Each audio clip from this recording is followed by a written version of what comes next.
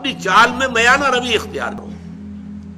یہ چال سے مراد یہاں پر صرف چلنا نہیں ہے، بلکہ پوری زندگی میں روش جسے ہم کہتے ہیں، اپنی روش میں.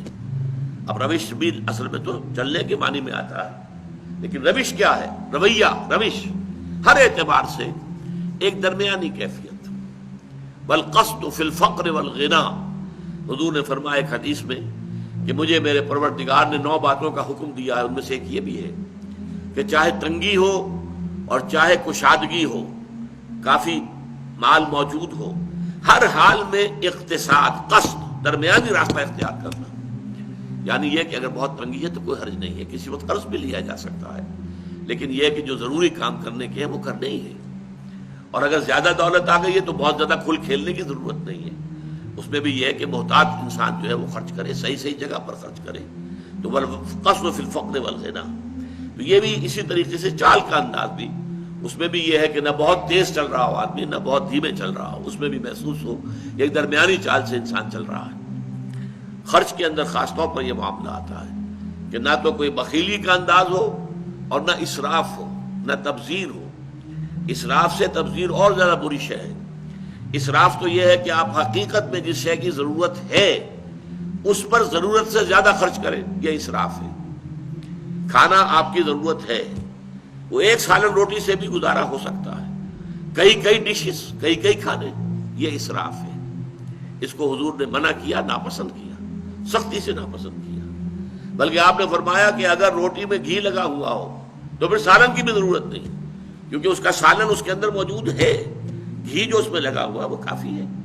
آپ اس کو حلق سے اتارنے کے لیے بڑی آسانی کے ساتھ نرم ہو جاتی ہے روٹی. سالن کی ضرورت یہی ہوتی ہے نا. تو اس حوالے سے اس میں جو ہے اسراف نہ ہو، اور تبذیر جو ہے یہ بہت بڑا گناہ ہے. نمود و نمائش کے لیے، دکھاوے کے لیے، اپنی دولت کا اظہار کرنے کے لیے اور مال خرچ کرنا جہاں کوئی ضرورت نہیں. بچی کی شادی ہے تو کوٹھی پوری بقعہ نور بنی ہوئی ہے، بجلی خرچ ہو رہی ہے، اور یہ ہو رہا ہے، اس کے اوپر کتنا خرچ ہو رہا ہے، کائے کے لیے؟ یہ سب نمائش، نمود. اور اس کا جو نتیجہ نکلتا ہے کہ اسی کوٹھی کے اندر کوئی باورچی ہوگا، کوئی جو ہے وہ ان کا شوفر ہوگا، کوئی چوکیدار ہوگا. ان کی بچیاں جو ہیں ہو سکتا ہے کہ وہ بوڑھی ہو رہی ہوں گھر میں بیٹھی ہوئی، اور ان کے ہاتھ پیلے نہیں ہو سکتے کہ کوئی بنیادی ضرورت کی چیزیں بھی فراہم نہیں ہے.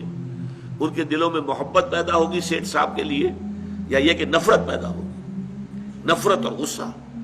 اسی لیے پھر جب کے زمانے میں سرخ جھنڈے بہت لاہور کی سڑکوں پہ نظر آئے تھے تو دولت مند لوگوں کو بڑا خوف ہو گیا تھا کہ یہ لوگ جو ہے یہ ہمارے پیٹ چاک کریں گے، ہمارے پیٹ پھاڑیں گے. یہ نفرتیں پیدا ہوتی ہیں. اسی لیے کہا گیا ان المبذرین کانوا اخوان الشیاطین. یہ سورہ بنی اسرائیل میں یہ بھی ہمارے منتخب نصاب میں درس آ جائے گا کہ یہ جو نمود و نمائش کے لیے دولت اڑانے والے لوگ ہیں یہ تو شیطانوں کے بھائی ہیں. وَكَانَ الشَّيْطَانُ لِرَبِّهِ كَفُورًا. اور یقیناً شیطان جو ہے وہ اپنے پروردگار کے لیے، اپنے مالک اور رب کے حق میں بہت ہی ناشکرا تھا. وَاقْصِدْ فِي مَشْيِكَ وَاغْضُضْ مِنْ صَوْتِكَ. اور اپنی آواز کو پست رکھو. اس کے کیا معنی ہے؟ آواز کا پست رکھنا ایک تو یہ کہ عام گفتگو میں بھی خام خواہ انسان زیادہ بلند آواز سے نہ بولے، بلکہ دھیمے انداز میں گفتگو کی جائے.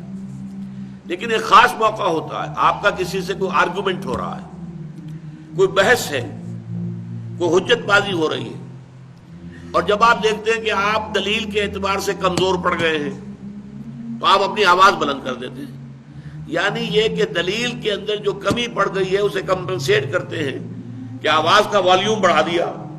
یہ در حقیقت شے ہے جو یہاں پر بیان کی جا رہی ہے کہ خواب کا بلند آوازی کے ذریعے سے کسی کو مرغوب کرنے کی کوشش کرنا یہ غلط ہے. آپ جو ہے اپنی بات کے وزن کے اعتبار سے، وہ اگر عقلی اعتبار سے وزندار بات ہے تو اس سے منوائیے، اس کے دلیل کے اعتبار سے. ورنہ یہ ہے کہ ہر حال میں پست آواز رکھنا بھی اچھا نہیں ہے. بعض مواقع ایسے ہوتے ہیں، مثلا یہ کہ میں آپ کو حدیث سنا رہا ہوں کہ حضور صلی اللہ علیہ وسلم، ظاہر بات ہے کہ حضور کے طرز عمل کے بعد تو کسی چیز کو کوسچن نہیں کیا جا سکتا. حضور جب خطبہ دیتے تھے، اب آپ کے علم میں ہے کہ 2 طرح کے مقررین ہوتے ہیں. ایک مقرر ہوا ہے جو لیکچرز دے رہے ہوتے ہیں، بڑے دھیمے دھیمے انداز میں بات چل رہی ہے، مربوط ہے، مسلسل ایک ہے جو ذرا جوش کے انداز میں، جسے ہم خطابت کہتے ہیں، اوریشن، اوریٹری، ایک ہے لیکچر، ایک ہے اوریٹری. تو حضور کا خطاب جو تھا وہ اوریٹری کی نوعیت کا تھا. اور حدیث میں جو الفاظ آتے ہیں، یہ مسلم شریف کی روایت ہے عن جابر ابن عبداللہ انصاری رضی اللہ تعالی عنہ، اور ان سے یہ 2 طرق سے مروی ہے یہ روایت، کہ نبی اکرم جب خطبہ دیتے تھے، اذا خطب احمرت عیناہ، تو آپ کی دونوں آنکھیں سرخ ہو جاتی تھی، وعلا صوتہ، اور آپ کی آواز بہت بلند ہو جاتی تھی، واشتد غضبہ، اور آپ غضبناک ہو جاتے تھے، حتیٰ کانہ منذر جیش، ایسا ہوتا تھا جیسے کہ کسی لشکر کو پھر ڈرایا جا رہا ہے. یقول سبحکم ومساکم، کہ دیکھو تمہارا دشمن یا تو صبح تم پر چھاپا مارے گا یا شام کو تم پر چھاپا مارے گا. تو جس طریقے سے کہ اسے ڈرایا جاتا ہے اور خبردار کیا جاتا ہے، اور جوش کے ساتھ اور جذبے کے ساتھ، تو حضور کا جو انداز ہے وہ در حقیقت خطابت کا یہ تھا. اس پہلو سے یہ ہے کہ یہ چیز مستقل نہیں ہے، البتہ یہ ہے کہ عام طور پر بلند آوازی کو اپنا وصف بنا لینا. تو اس کے بعد جو فرمایا ان انکر الاصوات لصوت الحمیر.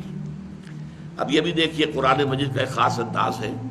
اسی رکوع میں ہم نے منکر اور معروف، یہ 2 اصطلاحیں دیکھی، وامر بالمعروف ونہی عن المنکر. اس منکر سے انکر کا لفظ یہاں آ گیا، ان انکر الاصوات لصوت الحمیر. سب سے زیادہ ناپسندیدہ آواز گدھے کی آواز ہے. بلند تو بڑی ہوتی ہے، ڈیچو ڈیچو جب وہ کرتا ہے، تو لیکن یہ کہ کسی بھی انسان کو وہ اچھی لگتی ہے آواز، کسی کو اچھی نہیں لگتی.